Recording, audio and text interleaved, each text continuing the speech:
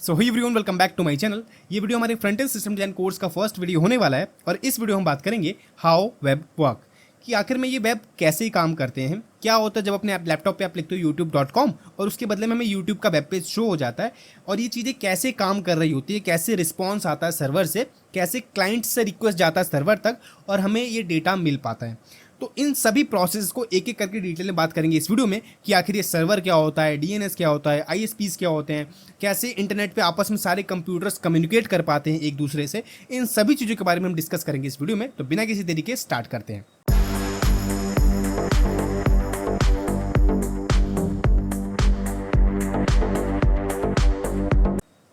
अब देखो, आप में से बहुत सारे लोगों को एट अ बिगिनर लेवल पे इतनी चीज़ें पता होगी कि वेब में दो एस्पेक्ट्स होते हैं। एक होता है क्लाइंट, एक होता है हमारे पास सर्वर। सर्वर जहाँ पे हमारी फाइल्स रखी हुई होती हैं, होस्टेड होती हैं, और क्लाइंट जहाँ से हम उन फाइल्स को एक्सेस कर रहे होते हैं। क्लाइंट कुछ भी हो सकता है, वो आपका लैपटॉप हो सकता है, वो आपका कंप्यूटर हो सकता है, वो आपका मोबाइल फ़ोन हो सकता है, कोई भी डिवाइस हो सकता है जिससे आप इंटरनेट को एक्सेस कर पा रहे हो। तो देखो, यहाँ पे एग्जांपल के लिए मैंने यहाँ पे लिया youtube.com का, क्योंकि ये वीडियो आप YouTube पे ही देख रहे हो तो youtube.com का एग्जांपल दूंगा तो आप अच्छे से समझ पाओगे। तो देखो, जैसे ही मैंने अपने लैपटॉप पे लिखा www.youtube.com, एक रिक्वेस्ट सेंड हुई मेरे सर्वर पे नहीं, यूट्यूब के सर्वर पे, जहाँ पे यूट्यूब के सारे फाइल्स को होस्ट किया गया है, और उस सर्वर से कुछ रिस्पॉन्स आया और मेरे ब्राउजर में यूट्यूब का वेब पेज शो हो गया। समझ रहे हो? देखो, पहली रिक्वेस्ट गई सर्वर पे और सर्वर से इसने कहा भाई मेरे को youtube.com दे दो, और सर्वर ने उस youtube.com को उस रिक्वेस्ट को प्रोसेस करके मेरे को बदले में रिस्पॉन्स में कुछ फाइल्स दी और मेरे ब्राउज़र ने उसको रेंडर करके यूट्यूब का वेब पेज शो करवा दिया। एट अ बिगनर लेवल पे ये चीज़ें सबको पता होती हैं, बट इसके बीच में, मतलब हमारे क्लाइंट और हमारे सर्वर के बीच में बहुत सारी ऐसे प्रोसेस होते हैं जो हमें अभी नहीं पता। आप में से बहुत सारे लोगों को पता होगा, बट इस वीडियो हम डिटेल में डिस्कस करेंगे। अब देखो, उस चीज़ों को मैं डिस्कस करने से पहले सबसे पहले मैं एक कॉन्सेप्ट के बारे में डिस्कस करना चाहता हूँ। उसको बोलते हैं आईपी एड्रेस। अब आईपी एड्रेस की फुल फॉर्म होती है इंटरनेट प्रोटोकॉल एड्रेस। अब एग्जांपल की हेल्प से समझते हैं। सपोज मेरा एक दोस्त है सोहन। अगर मेरे को सोहन को कोई पार्सल डिलीवर करना है तो मुझे सोहन का एड्रेस पता होना चाहिए कि भाई सोहन रोहिणी में रहता है या सोहन साकेत में रहता है, तो मुझे उसके घर का एग्जैक्ट एड्रेस पता होना चाहिए, तभी तो मैं उस पार्सल पे उसका एड्रेस लिख के और उसके घर पे सेंड करूंगा। ठीक है, सेम सोहन भी अगर मुझे कुछ चीज़ें डिलीवर करना चाहता है तो उसको भी मेरे घर का एड्रेस पता होना चाहिए कि भाई राहुल यहाँ पे रहता है, इस पूरे प्रॉपर मेरे घर का एड्रेस लिखेगा अपने पार्सल पे और वो पार्सल मेरे घर तक डिलीवर हो जाएगा। तो इस दोनों केस में एड्रेस का होना बहुत ही इंपॉर्टेंट एस्पेक्ट है, क्योंकि वो जो पार्सल है उसको डिलीवर करने के लिए एक पर्टिकुलर एड्रेस चाहिए। समझ रहे हो? तो इंटरनेट की दुनिया पे भी एक एड्रेस की तरह ही आईपी एड्रेस को जाना जाता है। तो इंटरनेट पे जितने भी डिवाइसेस कनेक्टेड हैं, नो मैटर वो सर्वर है, वो आपका फ़ोन है, आपका लैपटॉप है, आपका कंप्यूटर है, जितने भी डिवाइसेस इंटरनेट से कनेक्टेड हैं उन सभी का एक आईपी एड्रेस होता है, और वो आईपी एड्रेस एक नंबर के फॉर्म में होता है। मैं आपको दिखाता हूँ। वो एक नंबर के फॉर्म में होता है जिससे उस डिवाइस को पहचाना जाता है कि भाई ठीक है, ये राहुल भाई का फ़ोन है और ये सोहन भाई का फ़ोन है, या सोहन भाई का लैपटॉप है या राहुल भाई का लैपटॉप है। जितने भी डिवाइस इंटरनेट से कनेक्टेड होते हैं उनकी एक आईपी एड्रेस होती है जिनको उसे पहचाना जाता है। तो सेम क्लाइंट जब रिक्वेस्ट करता है सर्वर से, तो सर्वर को ये पता होता है कि मेरे क्लाइंट का आईपी एड्रेस क्या है, और उसी आईपी एड्रेस पे सर्वर रिस्पॉन्स सेंड करता है। ठीक है, तो आईपी एड्रेस बहुत इंपॉर्टेंट एस्पेक्ट होता है इंटरनेट की दुनिया में, तो इसको समझना बहुत इंपॉर्टेंट है। तो आईपी एड्रेस समझ गए आप, इतना समझ जाओ, आगे कहानी ऑलरेडी समझ पाओगे। आईपी एड्रेस को समझने से बाद हम इनके बीच के जो भी प्रोसेस होते हैं उसको देखते हैं। मैं थोड़ा सा स्क्रॉल डाउन करता हूँ और आपको एक बड़ी पिक्चर दिखाता हूँ। अब आप कहोगे भैया इसमें तो बहुत सारी चीज़ें लग रही हैं। बहुत ही सिंपल है, एक एक करके समझना। सबसे पहला हमारा क्लाइंट, उसके बाद आईएसपी, इंटरनेट सर्विस प्रोवाइडर, जिसका आप इंटरनेट यूज़ करते हो, डिटेल में बात करेंगे। उसके बाद आता है डीएनएस, उसके बाद आता है सर्वर। अब आप कहोगे भाई इनका रोल क्या है? क्या हम क्लाइंट और सर्वर में ही खुश नहीं थे जिससे आपने दो एस्पेक्ट और भी ऐड कर दिए? देखो, इसको समझना बहुत इंपॉर्टेंट है। इसका फ्लो बताता हूँ। सबसे पहले देखो, जैसे आप यहाँ पे लिखते हो youtube.com, मैं इसको थोड़ा सा छोटा करता हूँ। जैसे आप यहाँ पे लिखते हो youtube.com, तो एक रिक्वेस्ट सेंड होती है आईएसपी के थ्रू, क्योंकि जिस भी इंटरनेट से आप कनेक्टर रहते हो, आपकी रिक्वेस्ट उसी इंटरनेट के थ्रू होके सर्वर तक जाती है। तो जैसे ही आपने लिखा अपने ब्राउजर में youtube.com, पहले वाला एरो देखना, पहले वाले एरो देखो, ये रिक्वेस्ट गई आईएसपी के थ्रू सबसे पहले डीएनएस के पास। अब डीएनएस क्या होता है मैं बताता हूँ। अब देखो सर्वर जो है ना, सर्वर को नहीं पता youtube.com क्या होता है। सर्वर कहता है भाई मुझे नहीं पता youtube.com क्या होता है, मुझे तो आईपी एड्रेस से मतलब है, क्योंकि मेरा एक आईपी एड्रेस है, मुझे एक आईपी एड्रेस से ही पहचाना जाता है इंटरनेट की दुनिया में, मुझे youtube.com क्या होता है मुझे नहीं पता। तो देखो डोमेन को इसलिए बना, इसको बोलते हैं बाय द वे, इसको बोलते हैं डोमेन, जिसको नहीं पता बहुत लोगों को पता होता है, इसको बोलते हैं डोमेन। डोमेन को इसलिए बनाया गया था क्योंकि आईपी एड्रेस बहुत सारे लोगों को याद करने में बहुत ही प्रॉब्लम होगी। अगर मैं आपको बोलूं कि भाई इस आईपी एड्रेस को याद कर लो, ये आईपी एड्रेस मेरे सिस्टम का है, मान लो ये आईपी एड्रेस मेरे सिस्टम का है, मैं बोल रहा हूँ भाई इसको याद कर लो, जब भी मेरे सिस्टम को एक्सेस करना पड़ेगा तुम ये आईपी एड्रेस डालना और आप एक्सेस कर पाओगे। तो सोचो इंटरनेट की दुनिया में इतनी वेबसाइट हैं, इतने वेब ऐप्स हैं, सबकी आईपी एड्रेस खुद की होगी क्योंकि सबके डोमेन्स हैं, सारे सर्वर्स की आईपी एड्रेस होगी। तो सोचो उसको याद करना कितना मुश्किल होगा, क्योंकि ये नंबर की फॉर्मेट में है, ठीक है। तो हमने क्या किया, डोमेन को हमने पिक्चर में लाया, हमने डोमेन को पिक्चर में लाया और हमने कहा कि ठीक है भाई हर आईपी एड्रेस से हम एक डोमेन को एसोसिएट कर देते हैं। मतलब भाई अगर ये आईपी एड्रेस है तो मैं लिख देता हूँ www.rahul.com, मतलब ये राहुल भाई का है, तो राहुल भाई एक डोमेन से एसोसिएट कर दिए गए हैं। अब उस डोमेन पे आप जब हिट करोगे तो कौन सा सर्वर हिट होगा, जो राहुल भाई की एग्जैक्ट आईपी एड्रेस होगी, है ना। तो इस केस में भी देखो, इस केस में हमारी पहली रिक्वेस्ट डीएनएस पे भाई, क्योंकि डीएनएस क्या करता है, आपके जो डोमेन है उससे एसोसिएटेड जो भी आईपी एड्रेस है उसको आपको देता है, ठीक है। अब आप कहोगे भाई मेरे को डीएनएस पे जाने की क्यों जरूरत है, या आप रिक्वेस्ट पहली सर्वर पे क्यों नहीं भेज रहे हो। तो सर्वर पे पहली रिक्वेस्ट नहीं जाएगी क्योंकि सर्वर नहीं समझता youtube.com, तो उसको एक एग्जैक्ट आईपी एड्रेस चाहिए, जो उसकी आईपी एड्रेस है उसको उसी आईपी एड्रेस चाहिए, तभी वो आपको रिस्पॉन्स में डेटा शो करेगा, सेंड करेगा। तो फर्स्ट रिक्वेस्ट गई डीएनएस के पास, डीएनएस से उसको देखा कि अच्छा ठीक है भाई youtube.com, उसने अपने फ़ोन बुक में, डीएनएस भी एक सर्वर है, उसके अंदर मल्टीपल सर्वर्स हैं, उसको आगे हम डिस्कस करने वाले हैं। डीएनएस के भी अंदर मल्टीपल सर्वर्स है, उसने उस youtube.com को फाइंड किया। एक तरह से ऐसा समझो कि भाई ये फ़ोन की डायरेक्टरी है, एक डिक्शनरी है जिसमें सभी डोमेन से एसोसिएटेड जो भी आईपी हैं वो उसके डायरेक्टरी में सेव है। वो देखता है अच्छा भाई youtube.com मांग रहा है, ठीक है भाई youtube.com के आगे देखता है वो आईपी एड्रेस, वो आपको सेंड कर देता है। तो पहली रिक्वेस्ट जो गई हमारे आईएसपी के थ्रू डीएनएस में, डीएनएस ने उसके डोमेन के एसोसिएटेड जो भी आईपी एड्रेस थी वो फाइंड की और हमारे आईएसपी के थ्रू फिर से सेंड कर दी हमारे ब्राउज़र में। ब्राउज़र उस रिक्वेस्ट को फॉरवर्ड कर देगा, आप कहाँ पे, डायरेक्ट सर्वर पे, क्योंकि हमारे पास आईपी एड्रेस आ चुका है, youtube.com का आईपी एड्रेस एग्जैक्ट आ चुका है। अब हम क्या करेंगे, जैसे देखो सेकेंड फेज में वो आईपी एड्रेस हमारे ब्राउज़र पे आई और हमारे ब्राउजर ने उस रिक्वेस्ट को फॉरवर्ड कर दिया आप सर्वर पे। तो तीसरी रिक्वेस्ट जो गई है ब्लू लाइन वाली, देखो अब जो रिक्वेस्ट गई है वो गई है डायरेक्ट सर्वर पे, वो यहाँ से आई और आईएसपी के थ्रू होकर डायरेक्ट सर्वर पे गई है, क्योंकि हमारे पास उस सर्वर का, उस यूट्यूब के सर्वर का आईपी एड्रेस है। तो सर्वर ने देखा अच्छा ठीक है भाई ये मेरे को मांग रहा है, मेरे पास डेटा मांग रहा है और आईपी एड्रेस भी है इसकी सेम मिल रही है हमारे से, तो उसके बदले में इसने कुछ अपने में एल्गोरिदम चलाए और कुछ रिस्पॉन्स इकट्ठा किया और उसके बदले में कुछ रिस्पॉन्स सेंड किया। ये जो ग्रीन एरो है वो देखो, और आपके डेस्कटॉप पे या लैपटॉप पे या फ़ोन पे इसने कुछ फाइल्स सेंड करी और आपके ब्राउज़र ने उस सारे फाइल्स को रेंडर करके youtube.com का वेब पेज शो करवा दिया। समझ रहे हो, पूरे प्रोसेस को समझो। यहाँ पे क्या था, यहाँ पे सिंपल एक रिक्वेस्ट जा रही थी, रिस्पॉन्स आ रहा था। ये तो सिर्फ ओवरव्यू था, मतलब हाई लेवल पिक्चर थी। बट अगर मैं डिटेल में बात करूँ तो जब आप एक्सेस करते हो किसी भी वेब पेज को, तो इस केस में क्या होता है, फर्स्ट जो हमारी रिक्वेस्ट जाती है वो जाती है डीएनएस पे, डोमेन नेम सिस्टम सर्वर होता है। और डीएनएस क्या करता है, उस डोमेन से एसोसिएटेड जो भी आईपी एड्रेस होता है वो आपको सेंड करता है आपके ब्राउज़र पे। ब्राउज़र उसको फिर से फॉरवर्ड कर देता है सर्वर पे आईपी एड्रेस के साथ, और वो सर्वर चेक करता है ठीक है भाई ये आईपी एड्रेस तो मेरी ही है, तो इस क्लाइंट ने मेरे से रिक्वेस्ट किया हो गया होगा। तो सर्वर क्या करता है, उसके बदले में जो रिस्पॉन्स है उसी सेम आईपी एड्रेस पे भेज देता है जो मेरे क्लाइंट की थी, जो मतलब जो मेरे फ़ोन की थी आईपी एड्रेस, उसी पे वो सेंड कर देता है डेटा, और मेरा ब्राउज़र उस फाइल्स को रेंडर करके उस यूट्यूब का वेब पेज शो करवा देता है आराम से। ये पूरा ओवरव्यू समझ गए, कोई भी प्रॉब्लम नहीं है।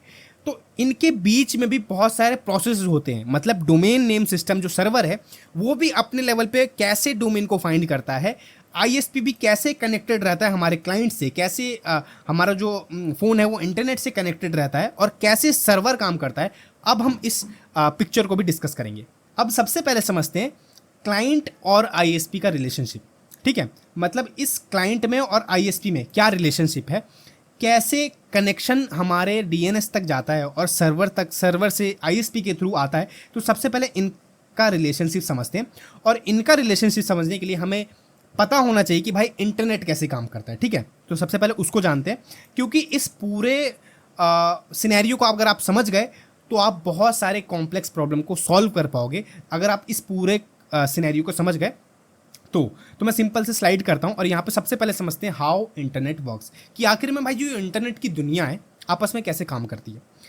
तो अगर सबसे पहले मैं बात करता हूं कि इसकी डेफिनेशन की, कि इंटरनेट का एक एग्जैक्ट डेफिनेशन क्या होता है, तो देखो बहुत ही सिंपल है। इंटरनेट का मतलब कुछ बड़ा चीज़ नहीं है, कुछ ऐसा हुआ नहीं है। देखो, इंटरनेट एक लार्ज नेटवर्क ऑफ कंप्यूटर है which communicate all together, as simple as that. मतलब अब आपको भैया डेफिनेशन तो बोल दी, इसका मतलब तो समझाओ। देखो, इंटरनेट की दुनिया में ना, इंटरनेट एक लार्ज नेटवर्क ऑफ कंप्यूटर्स है, मतलब एक बड़ा नेटवर्क कंप्यूटर्स का जो आपस में कनेक्टेड हैं और आपस में कम्युनिकेट कर पा रहे हैं, इस लार्ज नेटवर्क को बोलते हैं इंटरनेट।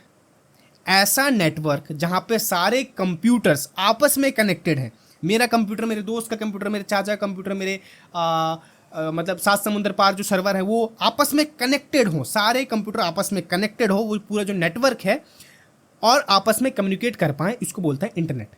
फिर से बता रहा हूँ, internet is a large network of computer which communicate all together. समझ गए, कोई प्रॉब्लम नहीं है। तो आप इसकी कनेक्टिविटी के बारे में पढ़ते हैं कि ये आपस में कनेक्ट कैसे होते हैं। देखो, अगर आपको अपना और अपने भाई का कंप्यूटर ना कनेक्ट करना पड़ेगा, या आप चाहते हो कि मैं अपने भाई के कंप्यूटर के डेटा को एक्सेस कर पाऊँ, तो आप क्या करोगे, लैन केबल का यूज़ करोगे। आप अपने कंप्यूटर से अपने भाई का कंप्यूटर को लैन केबल से कनेक्ट करोगे और उसके फाइल्स को एक्सेस कर पाओगे, या आपका भाई आपके कंप्यूटर में से फाइल्स को एक्सेस कर पाएगा, क्योंकि आप और आपका भाई लैन केबल से कनेक्टेड है। तो ये तो हुई जब आपको 2 कंप्यूटर आपस में कनेक्टेड करने पड़े। बट अगर आपको 5 कंप्यूटर, आपके घर में बहुत सारे कंप्यूटर्स हैं, 5 फैमिली है, तो सबके पास अपना अपना कंप्यूटर है, तो अगर आपको 5 कंप्यूटर को आपस में कनेक्ट करना पड़े जिससे आप उस 5 कंप्यूटर में आपस में फाइल डेटा शेयरिंग कर पाओ, कम्युनिकेट कर पाओ, डेटा एक्सेस कर पाओ, तो उस चीज़ के लिए क्या करना पड़ेगा आपको, हर कंप्यूटर को बाकी चारों से कनेक्ट करना पड़ेगा। सपोज ये मेरा कंप्यूटर है, तो मेरे को एक कनेक्शन लगाना पड़ेगा इससे, इससे, इससे, इससे, तो हर कंप्यूटर को बाकी चारों के से लैन केबल से कनेक्ट करना पड़ेगा। समझ रहे हो? तो देख रहे हो, ये लैन केबल का जो कॉम्बिनेशन है वो धीरे धीरे कॉम्प्लिकेटेड होता है। अगर आपको 2 आप कंप्यूटर आपस में कनेक्ट करना पड़े तो आप लैन केबल का यूज़ कर पाओगे, बट अगर आपको 5 कंप्यूटर आपस में कनेक्ट करना पड़े तो हर कंप्यूटर को बाकी चारों से कनेक्ट करना पड़ेगा। अगर आपको 100 कंप्यूटर आपस में कनेक्ट करने पड़ेंगे तो आपको हर कंप्यूटर को 99 कंप्यूटर से कनेक्ट करना पड़ेगा थ्रू द लैन केबल्स। समझ रहे हो? तो ये जो स्ट्रक्चर है बहुत ही कॉम्प्लिकेटेड हो जाता है। तो इस केस में हम यूज़ करते हैं राउटर्स का। देखो, राउटर्स का कॉम्बिनेशन बताने से पहले मैं एक चीज़ को बताता हूँ। ये जो कॉम्बिनेशन है, ये जो कॉम्बिनेशन बना रहे हो, ये नेटवर्क का पार्ट है। ठीक है, धीरे धीरे समझ जाओ, इंटरनेट को आराम से समझ पाओगे। अब देखो, अब आप चाहते हो मेरे को लैन केबल से नहीं कनेक्ट करना पड़ रहा, क्योंकि मेरे को अगर घर में 10 कंप्यूटर को कनेक्ट करना पड़ रहा है तो मेरे को 10 कंप्यूटर को, मतलब 10वें कंप्यूटर को बाकी 9 से कनेक्ट करना पड़ रहा है। तो इस केस में हम यूज़ करते हैं राउटर्स का। जो हमारे घर में वाईफाई हम यूज़ करते हैं उसमें राउटर लगा हुआ होता है। राउटर एक इलेक्ट्रॉनिक डिवाइस है जो आपके नेटवर्क को डिस्ट्रीब्यूट करता है मल्टीपल डिवाइसेस में। तो आपने क्या किया, सपोज आपके पास कंप्यूटर्स है, जैसे 8 कंप्यूटर यहाँ पे, तो आपने क्या किया, एक राउटर लगा दिया। ठीक है, अभी तक हमारे पास इंटरनेट का कनेक्टिविटी नहीं है, इंटरनेट हम यूज़ ही नहीं कर रहे, ये हमारा लोकल नेटवर्क है। ठीक है, आपने एक राउटर खरीद के लाए और उस हर कंप्यूटर को राउटर से कनेक्ट कर दिया। ठीक है, अब इस कंप्यूटर को अगर इससे एक्सेस करना पड़े डेटा, तो सबसे पहले राउटर के पास आएगा। राउटर आपके रिक्वेस्ट को रीडायरेक्ट करेगा इस वाले से, और आपस में आप कम्युनिकेट कर पाओगे ईच अदर। तो इस केस में देखो, ये भी एक इंटरनेट है, ये भी एक नेटवर्क है, बट ये लोकल नेटवर्क है। अब आप कहोगे भैया ये नेटवर्क तो है, आपने कहा था internet is a large network of computer which communicate all together, तो ये भी एक नेटवर्क है, लार्ज नहीं है, ये स्मॉल है और ये लोकल है, मतलब ये लोकली लेवल पे नेटवर्क्स हैं, समझ रहे हो। मतलब आप अपने घर में ही या ऑफिसेज में ही इससे आपस में बात कर पाओगे, आप इस कंप्यूटर से इसी कंप्यूटर को एक्सेस कर पाओगे, आप ग्लोबली नहीं खेल पाओगे, समझ रहे हो। तो इसको बोलते हैं हम लोकल नेटवर्क। क्या बोलते हैं, इसको बोलते हैं हम लोकल नेटवर्क। बट आप कहोगे कि भैया अगर मेरे को इस कंप्यूटर से अपने कंप्यूटर को अपने पड़ोसी के कंप्यूटर से एक्सेस करना पड़े, अगर मैं अब चाह रहा हूँ अपने कंप्यूटर से पड़ोसी के कंप्यूटर को फाइल्स को एक्सेस कर पाऊँ, या दुनिया के हर सर्वर्स के फाइल को एक्सेस कर पाऊँ, या अपने मेरे जो मामा रहता है कैलिफोर्निया में उसके कंप्यूटर से जितने भी डेटा उससे कनेक्ट कर पाऊँ, तो आपको आईएसपी के थ्रू जुड़ना पड़ेगा। अब आपको भैया आईएसपी क्या होता है, देखो समझ गए, ये लोकल नेटवर्क है। मैं थोड़ा सा स्क्रॉल डाउन करता हूँ। आपने क्या किया, अपने राउटर से एक कनेक्शन ले लिया आईएसपी। आईएसपी कुछ भी हो सकता है, जैसे एयरटेल, जियो, जैसे हम सिम यूज़ करते हैं ना, इंटरनेट यूज़ करते हैं ना, या वाईफाई यूज़ करते हैं ना, तो वाईफाई जैसी केबल हमारे ऑप्टिकल फाइबर जो केबल होती है, फाइबर केबल जो होती है हमारे वाईफाई में लगी हुई होती है, वो आईएसपी के थ्रू आती है। आईएसपी कौन होता है, इंटरनेट सर्विस प्रोवाइडर, जो हमें इंटरनेट प्रोवाइड करवाता है। तो क्या हुआ, अभी तक इस लेवल पे हमारे जो नेटवर्क था वो लोकल नेटवर्क था, वो इंटरनेट नहीं, इंटरनेट तो था, मतलब वो नेटवर्क तो था, बट वो लोकल लेवल पे था, हम अपने ही लैपटॉप्स कंप्यूटर को एक्सेस कर पा रहे थे आपस में। बट आप चाह रहे हो मेरे को ग्लोबली कनेक्ट होना है कंप्यूटर से, तो आपने एक कनेक्शन लिया आईएसपी के थ्रू। वो कनेक्शन कुछ भी हो सकता है, वो आपका लोकल ब्रॉडबैंड जो वाईफाई प्रोवाइड कराते हैं वो हो सकता है, या एयरटेल जियो के कनेक्शन आप ले सकते हो। तो आप जुड़े आईएसपी से और आप वर्ल्ड वाइड कनेक्ट हो गए सारे लैपटॉप कंप्यूटर से, आप सारे डिवाइस से कनेक्ट हो गए। कैसे, क्योंकि इन आईएसपी के पास मल्टीपल राउटर्स होते हैं, बड़े बड़े राउटर्स होते हैं, उन राउटर्स के सब राउटर्स होते हैं, और उन राउटर्स के भी मल्टीपल कंप्यूटर आपस में कनेक्टेड होते हैं। एग्जांपल की हेल्प से, आपने घर में वाईफाई लगवा रखा है, आपने कनेक्शन ले रखा है, आपके सारे डिवाइसेस कनेक्टेड है, आपके दोस्त ने भी वाईफाई लगवा रखा है, वो भी सेम, वो भी आईएसपी के थ्रू कनेक्टेड है, और आईएसपी एक है, आईएसपी ही कनेक्शन डिस्ट्रीब्यूट करता है। तो आईएसपी के पास मल्टीपल राउटर्स के एक्सेस होते हैं। आपके दोस्त के दुनिया में जितने भी आईएसपी हैं वो आपस में इन एक्सेस को एक्सचेंज कर पाते हैं। मतलब आपने सिंपली एक वाईफाई लगवाया घर पे, एक वाईफाई लगवाया, और उस वाईफाई को लगवाने के बाद आपका जो नेटवर्क है वो वर्ल्ड वाइड आ गया, क्योंकि आप आईएसपी के थ्रू जुड़ गए, और आईएसपी के पास मल्टीपल राउटर्स होते हैं, और आईएसपी के पास दूसरे आईएसपी, मतलब बाहर देश में कोई और आईएसपी होगा, इंडिया में तो एयरटेल, जियो और भी बहुत सारे आईएसपी हैं, बाहर देश में कोई और होगा, तो इन आईएसपी के पास बाहर के आईएसपी के राउटर्स के भी एक्सेस होते हैं। मतलब अगर अमेरिका में कोई आईएसपी होगा, तो इन आईएसपी के पास, इंटरनेट सर्विस प्रोवाइडर वालों के पास, मतलब एयरटेल के पास बाहर के आईएसपी के भी एक्सेस होंगे, तो वहां के जितने भी कंप्यूटर्स कनेक्टेड होंगे वो उससे आप जुड़ पाओगे अपने आईएसपी के थ्रू, समझ रहे हो। तो आपस में जब सारे कंप्यूटर कनेक्ट होते हैं वो एक नेटवर्क फॉर्म करते हैं जिसको इंटरनेट बोलते हैं, समझ रहे हो, समझ गए, कोई प्रॉब्लम नहीं है। तो internet is a large network of computer which communicate all together. ये कॉन्सेप्ट समझ में आया, समझ में आया कि इंटरनेट कैसे मतलब काम करता है और कैसे ये कम्युनिकेट आपस में कम्युनिकेट करते हैं। तो देखो इतना समझ में आ गया, अब चीज़ें सिंपल हो जाएंगी और इन इस आईएसपी को हम अच्छे से डिस्कस करेंगे, कोई प्रॉब्लम नहीं है। जब आप इतना समझ गए ना तो आप ऊपर जाते हैं, अब ऊपर जाते हैं। अब देखो इसके बीच में आप राउटर रखना चाहो ना तो रख सकते हो, इसके बीच में मतलब एक राउटर रख दो तो आप राउटर के थ्रू भी उसको एक्सेस कर पाओगे। अब देखो, अब ध्यान से समझना, एक रिक्वेस्ट गई आईएसपी के थ्रू, कहाँ पे गई, आईएसपी के थ्रू क्यों जाएगी, अभी मैंने बताया क्योंकि आपका जो कंप्यूटर है वो आईएसपी से ही कनेक्टेड है। अब आप कहोगे राउटर से कनेक्टेड है, नहीं, आप राउटर से कनेक्टेड हो, वाईफाई या लैन केबल से राउटर से कनेक्टेड हो, या फ़ोन यूज़ कर रहे हो तो फ़ोन में क्या यूज़ करते हो, सेलुलर डेटा यूज़ कर रहे हो। मतलब अगर मैं फ़ोन चला रहा हूँ, अगर मेरे फ़ोन में मैंने जियो की सिम ले रखी है, मैं वाईफाई यूज़ नहीं कर रहा हूँ, मैं सिर्फ अपना सेलुलर डेटा यूज़ कर रहा हूँ, तब आप कहोगे तब मैं किससे कनेक्टेड हूँ, तब आप इन आईएसपी के टावर्स होते हैं, मतलब सेल टावर्स होते हैं, होता है ना कि एयरटेल का टावर लगा है, इधर जियो का टावर लगा है, तो उस टावर में रेडियो वेव्स निकलनी है, वो रेडियो वेव्स आपके घर तक आती है और आप उससे कनेक्टेड हो, ठीक है, राउटर के केस में तो आपको पता है भाई, कनेक्शन लेता हूँ तो मेरे पास वायर आती है मेरे घर तक। बट अगर आप कह रहे हो मैं फ़ोन का डेटा यूज़ कर रहा हूँ, मैं फ़ोन का सिम का डेटा यूज़ कर रहा हूँ, तो उस केस में इन बड़े बड़े ISP के होते हैं ना, एयरटेल के टावर्स लगे होते हैं, तो आप क्या करते हो, उनके टावर से जो रेडियो वेव्स निकलती है, आप उससे कनेक्टेड हो। जब आप कुछ भी रिक्वेस्ट करते हो तो उन रेडियो वेव्स की हेल्प से उन टावर्स तक जाती है और उन टावर्स से होके रिक्वेस्ट जाती है आगे। समझ रहे हो, कोई प्रॉब्लम नहीं है। तो सबसे पहले रिक्वेस्ट जो है हमारी वो जाती है ISP के पास, ISP से जाती है हमारे पास DNS पे।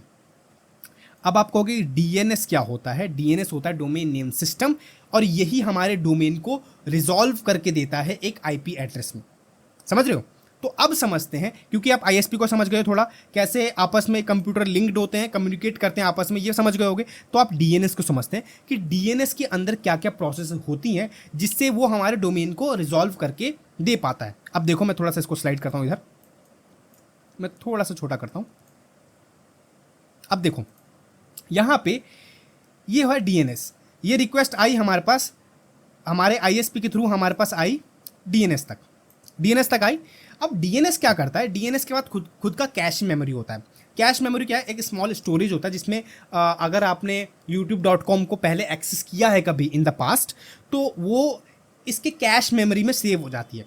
तो अगर इसके कैश मेमोरी में देखेगा कि अगर मैं कैश मेमोरी में चेक करेगा कि क्या इस बंदे ने youtube.com का पहले एक्सेस किया है, अगर किया होगा तो ये प्रोसेस करेगा ही नहीं। ये जो प्रोसेस है ये इसके पास भेजेगा ही नहीं, ये यहीं से रिटर्न कर देगा आप उस IP को, क्योंकि उसके कैश मेमोरी में उस पर्टिकुलर डोमेन की IP एड्रेस पहले से ही सेव होगी।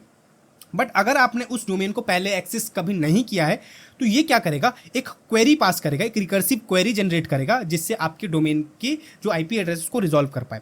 सबसे पहला काम क्या करेगा, देखो मैंने स्टेप्स लिख रखे हैं, 1st, 2nd, 3rd, 4th, 5th, 6th। बहुत ही सिंपल है। डोमेन नेम सिस्टम सर्वर जो है उसके अंदर मल्टीपल सर्वर्स होते हैं। सबसे पहले रिक्वेस्ट जाएगी आपके रूट सर्वर पे, ये सबसे टॉप लेवल हायरार्की में टॉप लेवल पे होता है रूट सर्वर। इसका काम क्या है, इसको ना नहीं पता कि भाई इस डोमेन का IP एड्रेस क्या है, बट इसको ये पता है कि भाई इसको किस टॉप लेवल डोमेन सर्वर तक भेजना है। क्या मतलब है इसका? अब देखो, जैसी रिक्वेस्ट गई, पहले में यहाँ पे फर्स्ट स्टेप में मैंने लिख रखा है what is the top level domain name server for .com domains. देखो DNS के अंदर ना मल्टीपल टॉप लेवल डोमेन्स होते हैं, मतलब .com के लिए अलग, .uk के लिए अलग, .org के लिए अलग, .in के लिए अलग।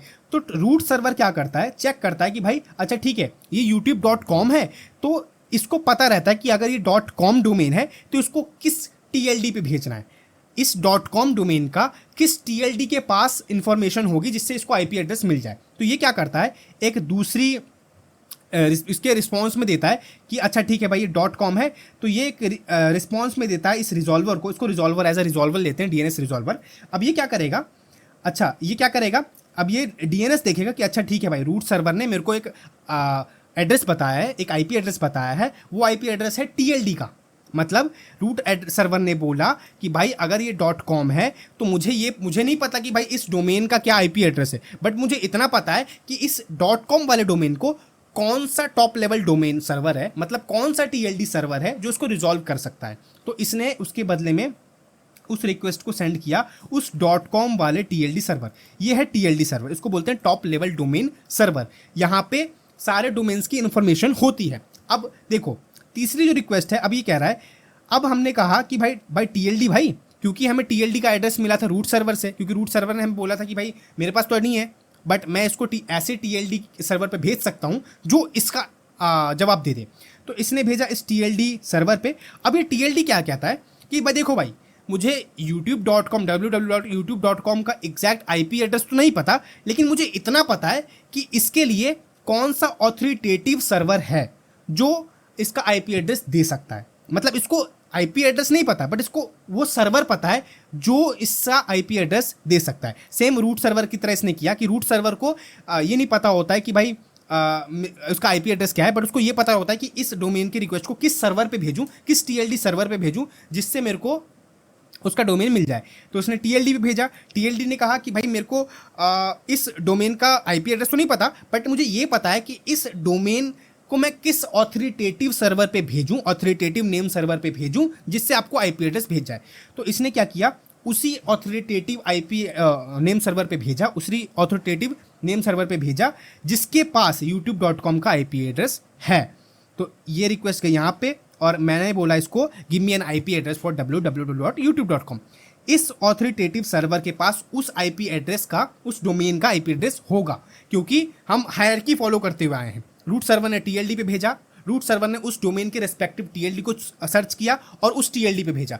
टीएलडी के पास बहुत सारे ऑथोरिटेटिव नेम सर्वर होते हैं। टीएलडी ने उस डोमेन को देखते हुए बोला अच्छा ठीक है, मेरे पास तो आईपी एड्रेस नहीं है, तो बट मेरे को इतना पता है कि भाई इस डोमेन को कौन रिजॉल्व कर सकता है, कौन सा ऑथोरिटेटिव सर्वर है जो रिजॉल्व कर सकता है। तो उसने सेंड कर दिया इस ऑथोरिटेटिव सर्वर के पास, और इस ऑथोरिटेटिव सर्वर ने देखा अच्छा भाई ये youtube.com है, मैं सर्च करता हूँ। उसने अपनी डिक्शनरी में सर्च किया, डिक्शनरी एग्जांपल के लिए बोल रहा हूँ, डिक्शनरी में सर्च किया, अच्छा भाई youtube.com, देखा इस youtube.com डोमेन से एसोसिएटेड कौन सा आईपी है, उसने देखा और सेंड कर दिया उस आईपी एड्रेस को डीएनएस के पास। डीएनएस के पास जैसे ही आया उसने उस आईपी एड्रेस को फॉरवर्ड कर दिया ब्राउज़र के पास, और ब्राउज़र ने उसी आईपी एड्रेस को फॉरवर्ड करके सर्वर के पास भेजा। सर्वर ने उस रिक्वेस्ट को हैंडल किया और रिक्वेस्ट के बदले रिस्पॉन्स दे दिया। समझ गए? आई होप आप डीएनएस का काम अच्छे से समझ पाए होगे कि भाई एक्चुअल में कौन कौन से ऐसे एल्गोरिदम्स होते हैं जो डीएनएस जिस पे काम कर रहा होता है, और कैसे आपके डोमेन की एग्जैक्ट आईपी एड्रेस फाइंड होती है डीएनएस के अंदर। समझ रहे हो? तो आप इस हायरार्की में डीएनएस को समझ चुके हो। अब बात करते हैं सर्वर पे, क्योंकि डीएनएस के बाद आईपी एड्रेस हमारे पास आई और आईपी एड्रेस फॉरवर्ड हो गई हमारे सर्वर पे। तो अब देखो सर्वर कैसे काम करता है और ये सर्वर होते कहाँ हैं। ये जितने भी सर्वर्स हैं वो हमारे एक डेटा सेंटर्स के अंदर होते हैं। वो डेटा सेंटर कहीं भी हो सकता है, वो कैलिफोर्निया में हो गया, वो कहीं भी हो सकता है। डेटा सेंटर अलग अलग डेटा सेंटर बनाए जाते हैं। तो सारे सर्वर्स एक डेटा सेंटर मतलब एक बड़ी बिल्डिंग है, उसके अंदर मल्टीपल सर्वर्स होते हैं, अलग हर सर्वर्स की अलग अलग आईपी एड्रेस होती है। ठीक है, तो अब देखो हमारे पास youtube.com के सर्वर की आईपी एड्रेस है, और इस सर्वर में उस रिक्वेस्ट को गई और वो रिक्वेस्ट गया सर्वर पे, उस डेटा सेंटर पे, कि वो डेटा सेंटर कहाँ पे है, उस डेटा सेंटर में क्या क्या चीज़ें चली होंगी, क्या क्या प्रोसेस हुआ होगा, उसको डिस्कस करते हैं। तो मैं सिंपली यहाँ आ जाता हूँ, थोड़ा सा जूम करते हैं इसको। अब देखो ये as a data centre consider होगा, मतलब सपोज कैलिफोर्निया में एक डेटा सेंटर है जहाँ पे बहुत सारे, उसके अंदर बहुत सारे सर्वर्स हैं, उसमें एक youtube.com का भी सर्वर है। वैसे तो youtube.com बड़ी बड़ी ऑर्गेनाइजेशन है, तो इनका खुद का डेटा सेंटर होता है और पूरा डेटा सेंटर यूट्यूब के ही एसोसिएटेड होता है। बट एग्जांपल की हेल्प से समझते हैं कि एक डेटा सेंटर है, उसमें मल्टीपल सर्वर्स होते हैं, 1 2 3 4 5। ठीक है, अभी के लिए मैंने 5 लिया है, बट एक डेटा सेंटर में बहुत सारे सर्वर्स होते हैं। अब हर सर्वर का एक आईपी एड्रेस होता है, देख रहे हो, हर सर्वर का एक आईपी एड्रेस होता है। और उस डेटा सेंटर में जैसी रिक्वेस्ट आती है, डेटा सेंटर क्या करता है, उस सर्वर की जो भी आईपी है जिससे रिक्वेस्ट आई है, इस केस में कौन सी रिक्वेस्ट आई है, देखो इस केस में जैसे ही मेरे ब्राउजर ने सेंड किया रिक्वेस्ट को और उस डेटा सेंटर में गई होगी, डेटा सेंटर में मैं youtube.com की आईपी लेके गया हूँगा, क्योंकि जो मेरा डोमेन ने मेरे को आईपी एड्रेस दिया था उसी डोमेन को मैं लेके सर्वर पे गया हूँगा। और डेटा सेंटर ने देखा, ठीक है, आप सर्वर और डेटा सेंटर में वो कंफ्यूज मत होना। डेटा सेंटर मतलब एक बड़ी बिल्डिंग जहाँ पे मल्टीपल सर्वर्स हैं। ठीक है, एक बिल्डिंग है, मल्टीपल सर्वर्स होते हैं। तो डेटा सेंटर में जैसी मेरी रिक्वेस्ट जाएगी वो फाइंड करेगा कि भाई ये जो क्लाइंट है वो किस सर्वर को एक्सेस करना चाहता है। तो मैंने बोला भाई मेरी यूट्यूब को एक्सेस करना चाहता हूँ और यूट्यूब की मेरे पास आईपी है, मैंने आईपी सेंड करी थी।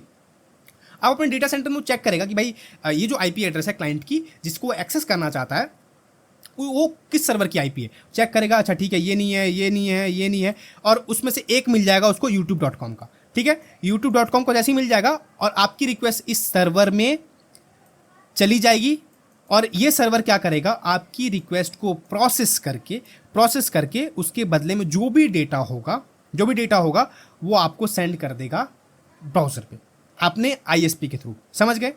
कोई प्रॉब्लम नहीं है। तो डेटा सेंटर मतलब अभी तो मैंने यहाँ पे सिंपली एक सर्वर लिया है, बट ये सर्वर भी एक पार्ट है डेटा सेंटर का। डेटा सेंटर में आपका सर्वर होगा और डेटा सेंटर में आपकी रिक्वेस्ट जाएगी और वहाँ पे सर्च करेगा कि अच्छा youtube.com को एक्सेस करना चाहता है क्लाइंट, वो चेक करेगा अपने में, और जो भी आईपी एड्रेस उसमें जिस सर्वर का होगा वो सर्वर पे रिक्वेस्ट जाएगी और जो भी फाइल्स उस सर्वर से रिटर्न होगी वो आपके ब्राउजर में आके शो हो जाएगी। आई होप आप सर्वर और डीएनएस का कॉन्सेप्ट समझ चुके होंगे, कोई प्रॉब्लम नहीं है।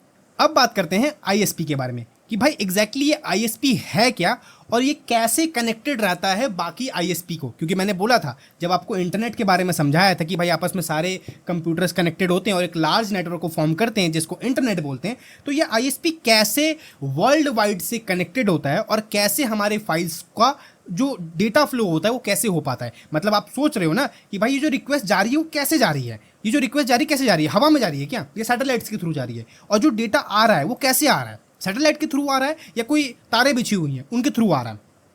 अब इसको डिस्कस करते हैं। तो मैं सिंपली आ जाता हूँ इधर की साइड जहाँ पे मैंने अपनी पीपीटी बनाई है। अब मैं थोड़ा सा जूम आउट कर देता हूँ। अब देखो, अब समझते हैं हम इंटरनेट सर्विस प्रोवाइडर को कि आखिर में कैसे हमारे कंप्यूटर्स आपस में कनेक्टेड रहते हैं और ये large network of computer form करते हैं। ठीक है, अब देखो इसको मैं दो पोर्शन में अभी के लिए डिवाइड कर देता हूँ। सपोज ये है हमारा यूएसए, इसको हम यूएसए में कंसीडर कर रहे हैं। ये हमारा है प्यारा इंडिया, भारत। ठीक है, अब देखो हमारे रीजनल लेवल पे आईएसपीज होते हैं जैसे एयरटेल, जियो, बीएसएनएल, ये हमारे रीजनल लेवल पे आईएसपीज होते हैं। और ये जो लोकल आईएसपीज होते हैं इसको मैं कंसीडर कर रहा हूँ जो नेटवर्क आपके घर तक लाते हैं, जैसे राउटर्स हो गए, लोकल राउटर्स हो गए, वो भी उसको मैं लोकल आईएसपीज में कन्वर्ट कर रहा हूँ, कंसीडर कर रहा हूँ। तो हम जो कनेक्टेड होते हैं वो लोकल आईएसपी के थ्रू कनेक्टेड होते हैं और मल्टीपल लोकल आईएसपी जो एक से कनेक्टेड होते हैं तो वो बनाते हैं रीजनल आईएसपीज। ठीक है, जो जिसको गवर्नमेंट गवर्न करती है। ठीक है, तो इसको बोलते हैं रीजनल आईएसपीज। ये बड़े बड़े रीजनल आईएसपीज होते हैं और हर कंट्रीज के अलग अलग आईएसपीज होते हैं, मल्टीपल आईएसपीज होते हैं। तो हमारे इंडिया के लेवल पे हो गए।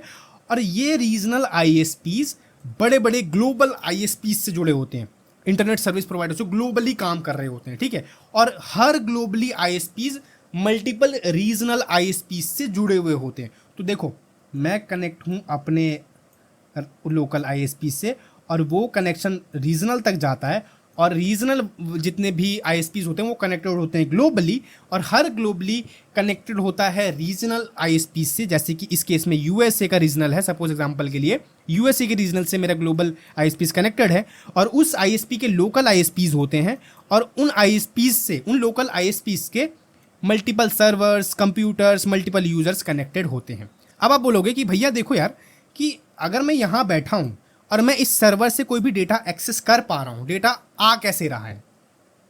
क्या वो थ्रू द लैन केबल आ रहा है या थ्रू द सैटेलाइट आ रहा है या थ्रू द किसी और तरीके से आ रहा है? ठीक है, इस पे बात करते हैं। देखो ये जो सर्वर है इसमें सपोज आपकी फाइल होस्टेड है, ये वेब सर्वर्स हैं जो कनेक्टेड है मेरे लोकल आईएसपी के, यूएसए के लोकल आईएसपी से कनेक्टेड होगा। ठीक है, इसमें मेरी फाइल्स हैं। इन फाइल्स को मैं कैसे एक्सेस कर पा रहा हूं अपने घर तक? ठीक है, ये फाइल्स कैसे एक्सेस कर रहा हूं अपने घर पे? ध्यान से समझना, बहुत ही इंपॉर्टेंट एस्पेक्ट बता रहा हूं। Optical fibre cables. अब ये क्या होता है? ऑप्टिकल फाइबर केबल्स एक तरह के केबल्स होते हैं जो समुद्रों के बीच में बिछाए गए हैं आपके लिए। ठीक है, मतलब बड़े बड़े केबल्स यूएसए से लेके इंडिया तक, इंडिया से लेके चाइना तक, चाइना से लेके जापान तक, मतलब हर जगह पे ये optical cables through the ocean ये बिछाए गए हुए हैं। ठीक है, मोटे मोटे इसके थ्रू हम आपस में कनेक्टेड हैं। मतलब ये जो सर्वर है, मतलब यहाँ जो ये जो कंप्यूटर है, ये जो वेब सर्वर है वो आपसे कनेक्टेड है through the optical fibre cables. अब आप कहोगे कि भैया मेरे घर पे तो कोई बड़ी बड़ी केबल आ नहीं रही है, मेरे पास तो, मेरे घर पे तो एक बस वाईफाई का छोटा फाइबर केबल आ रहा है जो मेरे राउटर में लगा रखा है जिससे मैं इंटरनेट को यूज़ कर पा रहा हूँ। या आप में से बहुत सारे लोग कहेंगे कि भाई मैं तो ना कोई राउटर यूज़ कर रहा हूँ, ना मैं कोई सर्वर, ना मैं कोई वाईफाई यूज़ कर रहा हूँ, मैं सिंपली अपने फ़ोन से नेट को यूज़ कर पा रहा हूँ। तो मेरे घर पर कहाँ कोई केबल आ रही है? तो मेरे घर पर डेटा कैसे आ रहा है? देखो यार, ये जो सर्वर है समुद्रों के बीच में बड़े बड़े ऑप्टिकल फाइबर केबल्स आते हैं, बिछाए जाते हैं जिससे डेटा पास होता है इनटू फॉर्म ऑफ पैकेट्स। अभी समझाऊंगा। डेटा पास होता है। सपोज बड़े बड़े जो ऑप्टिकल फाइबर केबल्स हैं वो बिछाए गए हैं थ्रू द ओशियन और ये आपके आईएसपी के थ्रू आया है, रीजनल आईएसपी के थ्रू आया है। और रीजनल आईएसपी के थ्रू कहाँ से आया है? ऑप्टिकल फाइबर्स केबल, समुद्रों के बीच में, जो समुद्रों के बीच से जो बिछी हुई तारें हैं उसके थ्रू नेटवर्क आया है और वो रीजनल से कनेक्टेड है। अब रीजनल क्या करेगा? रीजनल के पास मल्टीपल राउटर्स होते हैं। ठीक है, अब क्या करेगा वो? एक तार ले जाएगा और यहाँ पे एक राउटर लगा देगा। ठीक है, आपके गली मोहल्ले में एक राउटर लगा हुआ है, खंबे पे होता है ना, लटका हुआ होता है, जहाँ से मल्टीपल वायर्स निकल रही होती हैं और हर सभी लोगों के घर पे जा रहा होता है।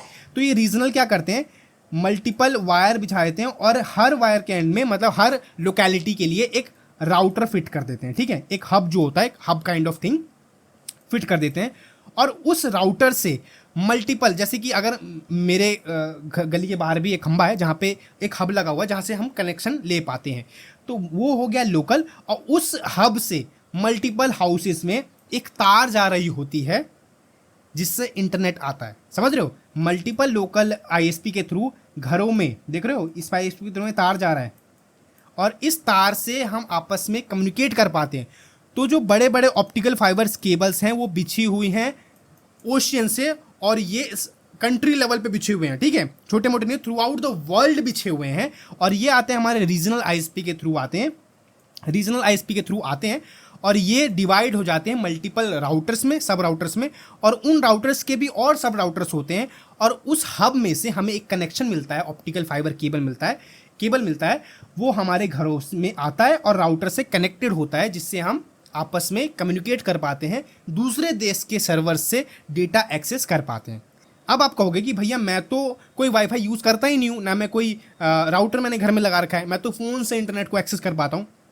तब ये ऑप्टिकल फाइबर का जो केबल है वो कैसे इंटरनेट मेरे घर तक आ रहा है? तो देखो, उस केस में आईएसपी के, मतलब एयरटेल, जियो, बीएसएनएल के ना टावर्स होते हैं। आपके घर में बहुत सारे, आपके घर के, आपकी लोकेलिटी में ना कुछ टावर्स लगे होंगे, वो इन रीजनल आईएसपी के होते हैं। सपोज अगर आपने ये नहीं ले रखा, वाईफाई नहीं ले रखा, तो इन आईएसपी के बड़े बड़े टावर्स होते हैं। ठीक है, ये क्या करते हैं, फाइबर केबल बिछाते हैं अपने रीजनल लेवल पे और उन टावर्स तक पहुंचाते हैं। वो टावर्स क्या करता है, रेडियो वेव्स की हेल्प से डेटा को डिस्ट्रीब्यूट करता है। तो आप रेडियो वेव से, मतलब आप आईएसपी के थ्रू, आप कह रहे हो मैंने जियो की सिम ले रखी है, मैं कनेक्टेड हूं, तो आप इंटरनेट से कैसे कनेक्टेड हो? उस जियो के टावर से रेडियो वेव्स निकल रहे हैं और रेडियो वेव्स से आप कनेक्टेड हो, तभी आप इंटरनेट को एक्सेस कर पा रहे हो। तो अगर मैं फ़ोन और लैपटॉप और वाईफाई के केस में अगर मैं डेटा फ्लो के बारे में बात करूं, तो देखो बताता हूं। अगर यहाँ पे आपने इस सर्वर से कुछ चीज़ें मंगाई, तो थ्रू आउट द वो आएगा ग्लोबल, सबसे पहले वो लोकल आईएसपी के पास आएगा, और लोकल आईएसपी से वो रीजनल आईएसपी आएगा, रीजनल आईएसपी से आएगा ग्लोबल आईएसपी, ग्लोबल से आएगा दूसरे ग्लोबल में, और फिर ग्लोबल से आएगा रीजनल।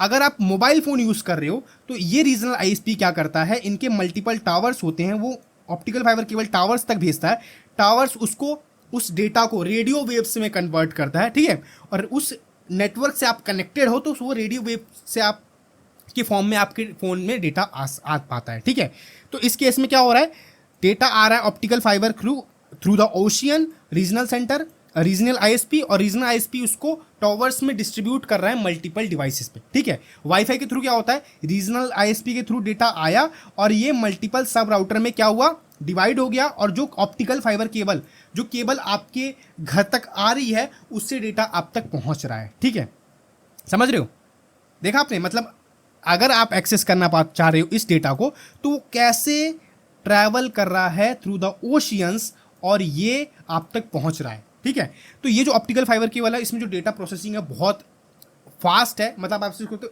ऐसा बोल सकते हो कि ये लाइट की स्पीड से डेटा को ट्रांसफ़र करता है और आप तक पहुंचाता है। तभी तो मैं सिंपली youtube.com लिखता हूँ और मेरे जो डेस्कटॉप पे वो तुरंत खुल के शो हो जाता है youtube.com। तो सोच रहे हो यूट्यूब का सर्वर पता नहीं कहाँ होगा, कैलिफोर्निया में या यूएसए में, कहीं भी हो, मुझे एग्जैक्ट नहीं पता, तो उनका सर्वर वहाँ होगा, बट वो data through the optical fibre cable वो समुद्रों के बीच से होते हुए आपके आईएसपी के थ्रू आके, लोकल आईएसपी के थ्रू होके आपके घर तक आता है।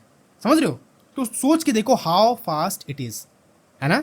तो समझ रहे हो कि ये पूरा जो प्रोसेस है, वो पूरा डेटा फ्लो का प्रोसेस कैसे काम करता है और ये चीज़ें कैसे काम कर रही होती है। तो अब मैं इसको फिर से एक बार समझाता हूँ। अब देखो, अब एग्जैक्ट आप समझ पाओगे कि मैं क्या कहने की कोशिश करता हूँ।